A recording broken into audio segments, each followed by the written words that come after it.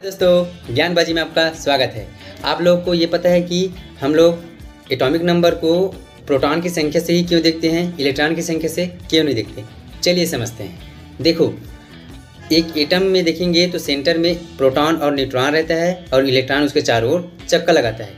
अगर neutral atom की हम लोग बात करेंगे तो उस केस में जितना प्रोटॉन रहेगा उतना ही इलेक्ट्रॉन रहेगा और वही उसका क्या हो जाता है, एटॉमिक नंबर कहलाएगा। लेकिन अगर हम लोग आयोनिक एटम की अगर बात करेंगे तो उस केस में इलेक्ट्रॉन की संख्या बढ़ जाती है या घट जाती है।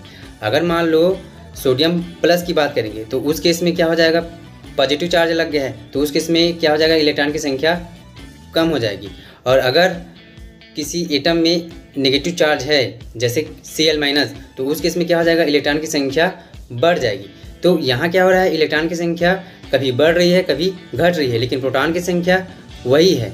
तो चाहे न्यूट्रल एटम हो चाहे आयोनिक एटम हो, किसी भी टाइप के एटम में प्रोटॉन की संख्या फिक्स रहती है, लेकिन इलेक्ट्रॉन की संख्या हर केस में फिक्स नहीं रहता है। उसकी जो संख्या है वो चेंज होती रहती है। इसीलिए एटॉमिक नंबर को इलेक्ट्रॉन से न लेकर प्रोटॉन से ही लिया जाता है।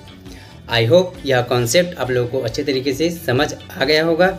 ऐसे ही वीडियो देखने के लिए हमारे चैनल ज्ञानबाजी को ज़रूर सब्सक्राइब करें और वीडियो अच्छा लगा होगा तो लाइक करें और अपने दोस्तों को शेयर ज़रूर करें। Thank you.